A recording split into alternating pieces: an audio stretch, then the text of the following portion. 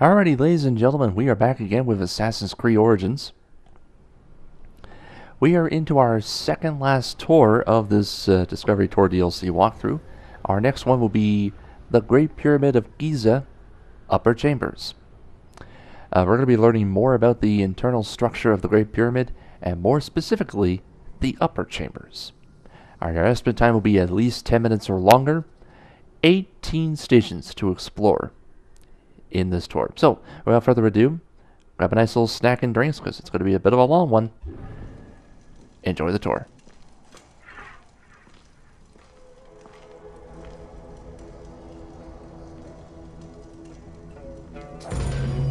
Welcome to the Great Pyramid of Giza, Upper Chambers. At the entrance of the ascending passage are 3 granite flagstones estimated to weigh up to 25 tons each. They were used to protect the Great Pyramid from thieves.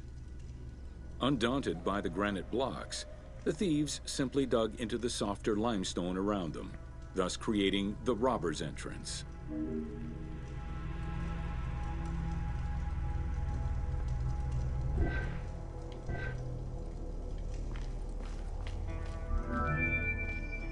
While in reality the robber's entrance is one single cavity which leads to both passages, in the game, the team created individual accesses to either passage.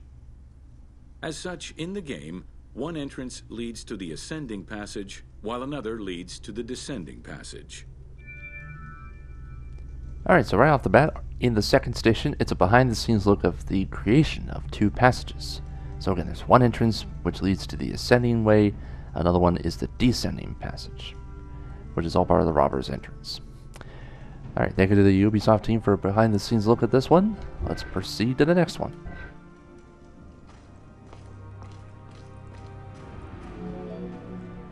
The ascending passageway of the Great Pyramid provides a direct path into the Grand Gallery and is accessed 30 meters from the entrance along the descending corridor. Both corridors have similar dimensions and are designed with the same 26-degree incline.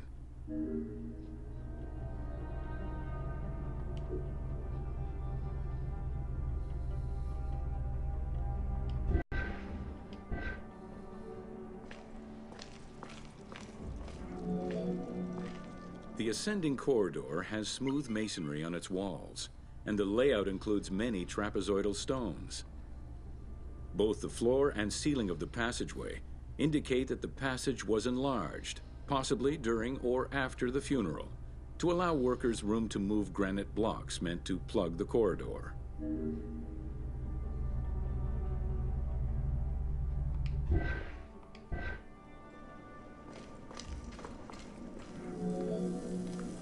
The Grand Gallery's purpose is still debated among experts. It may have been intended to align with the stars, act as a buffer to protect the King's Chamber, or simply to facilitate the transport of the granite blocks used inside the pyramid. Access to the Queen's Chamber was at the beginning of the Grand Gallery.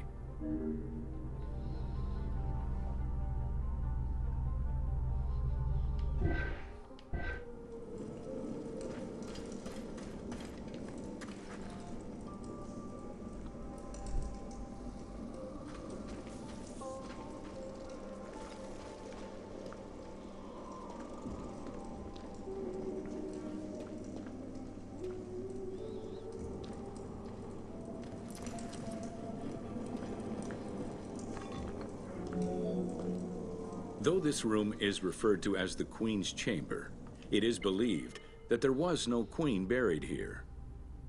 Based on their knowledge of earlier pyramids, Egyptologists believe it was more likely intended as the king's serdab, a chamber meant to contain the Ka statue, which would in turn house the king's spirit.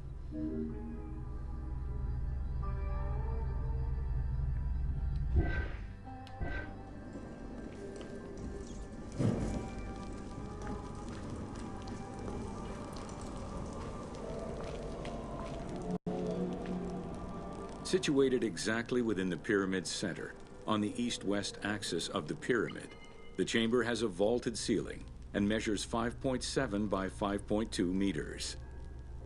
In the eastern wall, there is a niche tucked away in a small corbelled archway, which may have originally held the Ka statue. Behind this niche is another smaller hole, possibly dug out by thieves in search of further treasure.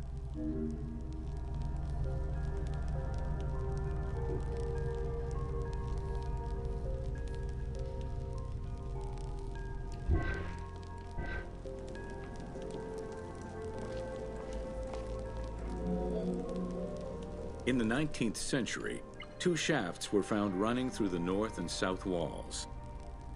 They each run in a horizontal line for 2 meters before sloping upward, and both are closed off with limestone blocks fitted with copper handles. Whether they were intended as ventilation shafts for workers or a celestial connection for the pharaoh's spirit is unconfirmed.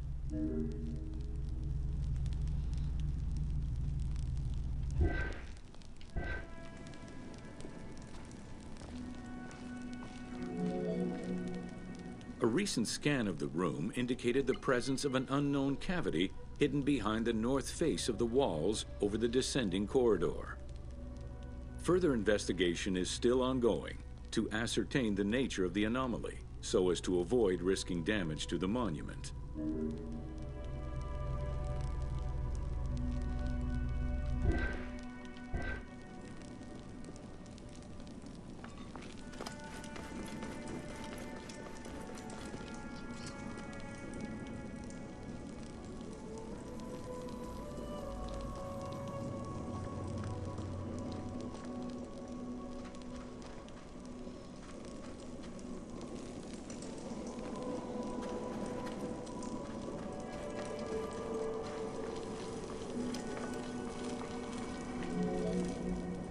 Khufu's architects were possibly influenced by earlier rhomboidal pyramids when designing the gallery. It is the longest corbelled vault ever built, measuring 47 meters long and 8.6 meters high. The walls were made to taper inward, allowing for better distribution of weight. As a result, the ceiling measures just over 1 meter wide at its highest point. Though this construction technique is present in other pyramids, few have the same precision and stability.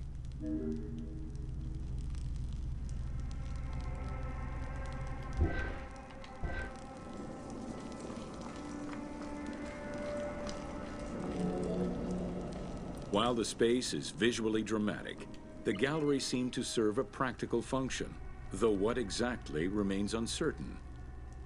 Still, the wall design was undoubtedly meant to contribute to the stability of the structure, and its floor may have helped workers move the materials. A channel runs along the middle of the room.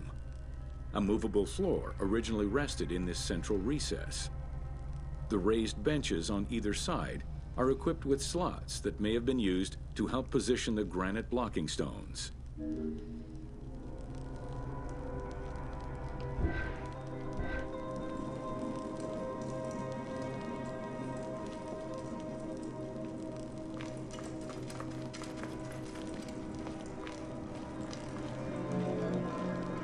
At the end of the Grand Gallery is the entrance to the antechamber leading to the King's Chamber.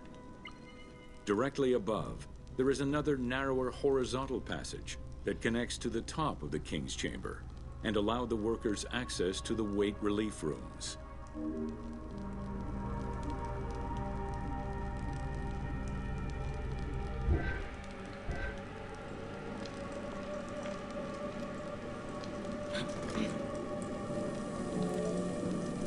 The far end of the Grand Gallery leads to a small antechamber with a portcullis, preventing access to the King's Chamber. The portcullis was composed of 3 separate granite slabs. They were designed to be lowered into place and seal the chamber after the burial of the king. The grooves dug out to hold the slabs in place are still clearly visible to this day. The elaborate locking system was composed of a series of grooves for the ropes and pulleys that dropped the stones into place like the notches on a key.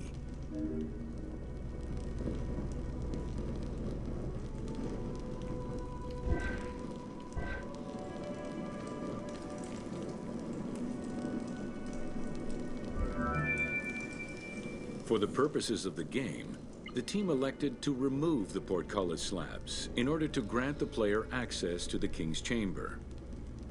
In reality, workers would have backed out of the room after the funeral, lowering each slab into place behind them one at a time. Each of the 3 stones were smashed by looters centuries later, and evidence of their break-in is still evident. Okay, so so in station number 14, this is our second behind-the-scenes look here. This one is from the portcullis slabs. So obviously they elected to remove the slabs in order to grant the player access to the chamber. And of course, each of the 3 stones were smashed by looters centuries later. Evidence of the break-in is still evident. So that's not bad at all. We have 4 stations to go. Thank you to the team for the behind-the-scenes look. Let's go to the next one.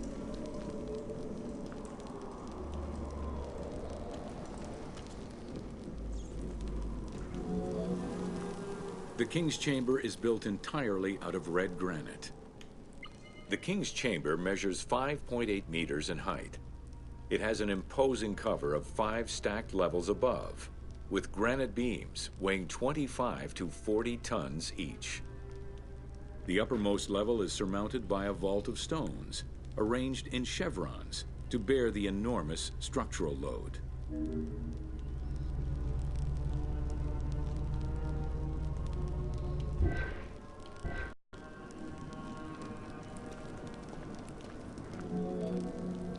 As in the Queen's Chamber, 2 shafts extend out from the room towards the north and south faces of the pyramid. They measure nearly 64 meters until they are blocked by copper-handled granite plugs. Some experts in the culture of the Old Kingdom believe that the shafts were thought to lead the king's soul to the stars, with the incarnation of the pharaoh as the god Ra, represented by the northern well, and the god Horus by the southern well.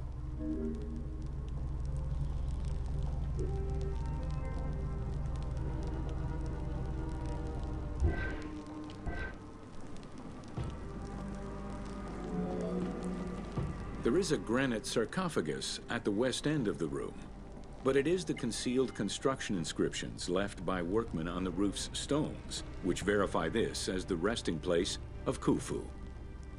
The sarcophagus was recorded as being empty when it was discovered, and its design indicates that there was once a lid in place. It's possible that this sarcophagus is only a cenotaph in memory of the pharaoh, but was never actually meant to receive the body.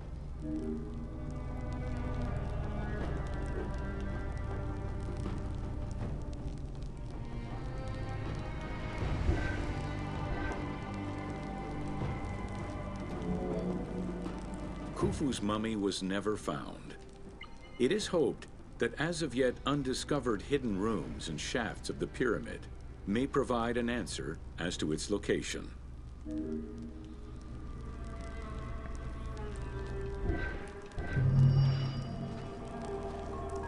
Alright, there we go. That's another tour completed, which was all about the Great Pyramid of Giza in the upper chambers. So everything is complete except for the big one, the Riddles of the Sphinx. We'll do that on the next video. Tune in for the finale of the Discovery Tour DLC walkthrough on the next video. Thank you again for watching, everybody. We will see you guys in the finale. Take care.